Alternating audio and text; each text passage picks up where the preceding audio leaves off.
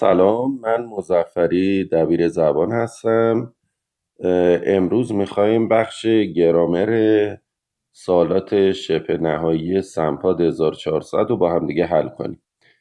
یه مشکلی که بچه ها در مورد بخش گرامر دارن، به خصوص شاگردهایی که زبانشون خوبه، اینه که سر امتحان نهایی پراکنده فکر میکنن. ببینید سوالات امتحان نهایی همه از کتاب 12، یعنی من باید کتاب 12 رو خیلی خوب بلد باشم. تمام سوالات مربوط به کتاب 12، یعنی من باید تو ذهنم باشه که تو کتاب 12 چیا خوندم. حالا ما چیا خوندیم تو این درس ها؟ ببینید ما 3 تا درس میخونیم، به این صورته که درس 1 و 3 راجع به پسیو، راجع به مجهول، و درس 1 به غیر از پسیو تک کوئسشن هم داره، سوالات کوتاه انتهایی. درس 2 راجع به relative pronouns، ضمایر موصولی، و راجع به conditional sentences type 2، جملات شرطی نوع دومه. درس 3 که گفتم یه دونه پسیو داره که با درس 1 مشترکه. یه مطلب دستوری دیگه که میخونید راجع به past perfect tense، زمان ماضی بعید. پس بچه کلا من 5 مطلب دستوری تو این 3 تا درس میخونم. من باید فکرم فقط متمرکز اینا باشه. اگه شما فقط فکرتون متمرکز اینا باشه، مطمئن باشید تمام سوالات رو درست جواب میدید. حالا بریم بررسی کنیم ببینیم به چه صورتی. ببینید الان سوال 29، من به محض اینکه میبینم بیکاز داره و 2 تا جمله است که به هم دیگه بحث شده، سریع فکرم میره رو درس 3. ببینید من درس 3 راجع به پس پرفکت، راجع به زمان ماضی بعید خوندم که اگه بیکاز باشه، بیفور باشه، when باشه، after باشه، اینا 2 تا جمله رو به هم وصل میکنن که یک سمت جمله گذشته ساده، یک سمت دیگه ماضی بعیده. خب پس باید حتما تو جواب ها ماضی بعید باشه. خب ماضی بعید یعنی اونی که had رو می نوشتم قسمت سوم فعل، مثلا had broken. خب این میشه ماضی بعید. حالا تو گزینه اگه شما نگاه کنید جواب 1 اصلا ماضی بعید نداره، پس جواب 1 غلط. ببین من دارم رد گزینه میکنم. جواب 4 هم دوباره ماضی بعید نداره بچه، اون have visited ماضی نقلیه، پس اونم غلط. پس یا 2 یا 3. حالا بچه بیکاز اینطوریه که قبلش گذشته ساده، بعدش میشه ماضی بعید، یعنی الان با توجه به موضوع میشه جواب 3 درسته. پس یه بار دیگه میگم، بیکاز جمله قبلش گذشته ساده است، جمله بعدش ماضی بعید. اگه مراجعه کنید بچه ها به درس 3، تمام اینا تو درس 3 نوشته شده. مراجعه کنید حتما اینا رو یه نگاه کنید که یادتون بیاد مطالب به چه صورت بوده. بریم سوال 30. بچه ها سوال 30 رو اگه نگاه کنید تو گزینه ها، ببین نوشته be produced. وقتی نوشته be produced یعنی این پسیو مجهوله. حالا ما از کجا بفهمیم این تست مجهول است یا نه؟ ببینید چند راه داره برای اینکه ما بفهمیم که معلومه یا مجهول. اولا اگه تو گزینه یک تست تو امتحان نهاییتون شما دیدید گزینه مجهول دارید، مثل همینی که من گفتم be produced گزینه مجهوله، به احتمال زیاد این تست در مورد مجهوله و جوابهای مجهول درسته. به احتمال زیاد، نه 100%. خب یعنی من به محض اینکه دیدم بی پرودوس داره، اول فکرم میره سمت همون مجهوله. این یه راه. یه راه دیگه این که بچه ها اگه قبل از نقطه چینم غیر انسان باشه، ببین الان قبل از نقطه چین رو نمیشه shoes are going to، الان shoes غیر انسانه دیگه. خب وقتی غیر انسانه، احتمالاً این جمله در مورد مجهول، دوباره احتمالاً نه 100%. خب یه راه دیگه اینه که بچه ها اگه سمت راست نقطه چینم، ببینید الان نوشته in our factory، در کارخانه ما، یعنی اسمی نیست. خب یعنی الان اینجا با حروف اضافه شروع شده، اسم نیست اینجا. وقتی سمت راست نقطه چینم اسم نباشه، در واقع یعنی مفعول نیست.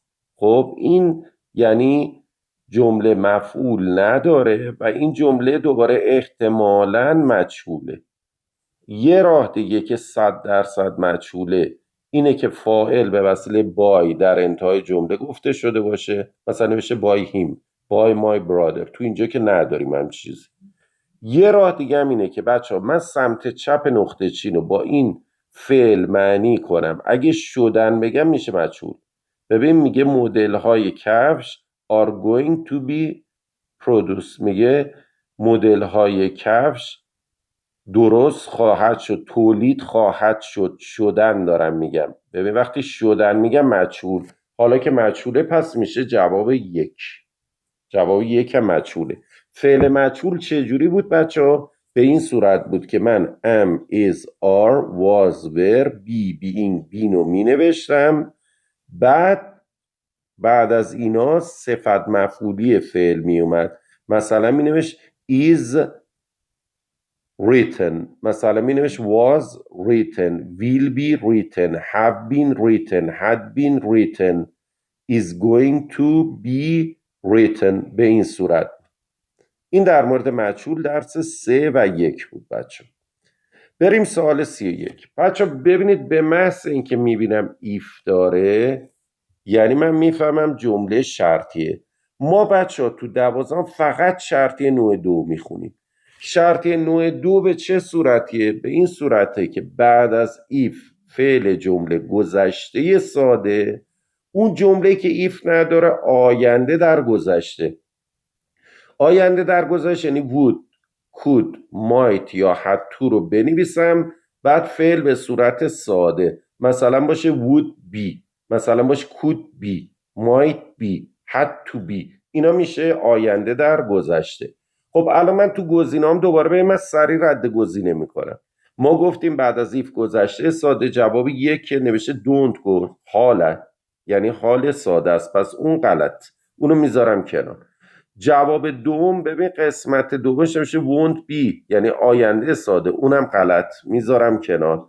پس یا جواب 4 یا جواب 3. حالا باید به معنیش نگاه کنم ببینم میخواد بگه که اگر تو نمی رفتی به رخت خواب یا اگر تو رفتی به رخت خواب. ببین اگه معنی کنید با توجه به معنیش الان میشه جواب چی بچه؟ با توجه به معنیش الان به نظر خودتون کدوم جواب میشه بچه ها؟ با توجه به معنی که دارید میکنید. ببین باید منفی بگم اولشو یا باید مثبت بگم اولشو؟ به نظر خودتون الان کدوم باید بگم؟ باید منفی بگم، یعنی جواب 3 میشه. خب میگه if you didn't go، اگر تو نمیرفتی به رخت خواب خیلی دیر یعنی میرفته به رخت خواب.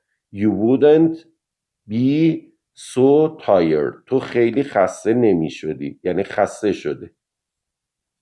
این راجب شرطی نوع 2. بریم سوال 32 راجب درس 2 relative pronoun، ضمایر موصولی.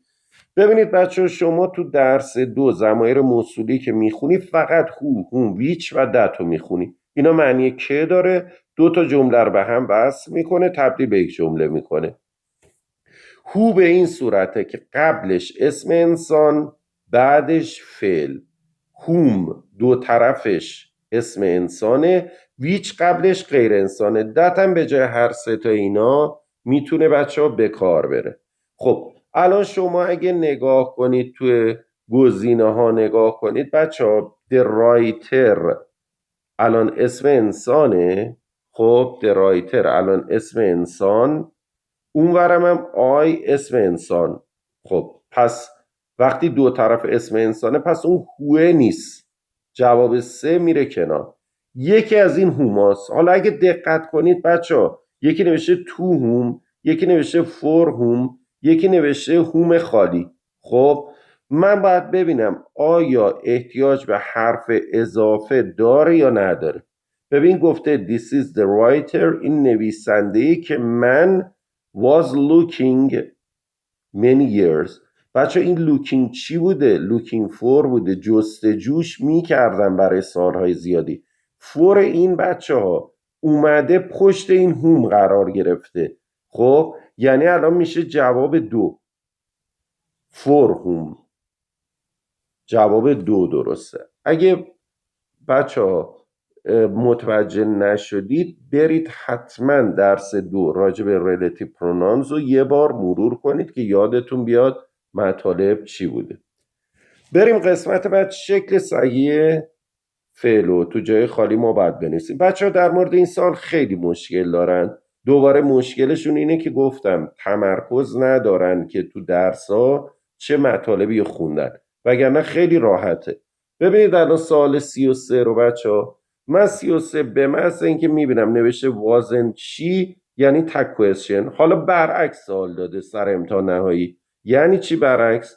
یعنی گفته که من تک کوئسشن نوشتم، اصل این جمله چی بوده که تک کوئسشنش این شده؟ اگه یادت باشه ما تو درس 1 راجع به تک کوئسشن خوندیم که ما می اومدیم فعل کمکی جمله رو پیدا می کردیم، خب می نوشتیم. بعد اینکه می اومدم نگاه می کردم اگه جمله منفی بود من فعل کمکیمو مثبت می نوشتم، اگه مثبت بود من فعل کمکیمو منفی به صورت مخفف می نوشتم، بعد به جای فاعل ضمیر فاعلی می نوشتم. این راجع به تک کوئسشن. حالا ببین وقتی گفته واز یعنی مثبته، پس من این ورم منفی بوده یعنی چی بوده؟ وازنت بوده دیگه. خب این برم وازنت بوده. بعد الان این گفته شکل صحیح فعل بی رو بنویس دیگه. شکل صحیح فعل بی یعنی ام، ایز، آر، واز، ور. بعد چون الان خودش نوشته واز بوده دیگه، مثبت هم نوشته، پس من منفی می نویسم. این الان جوابش.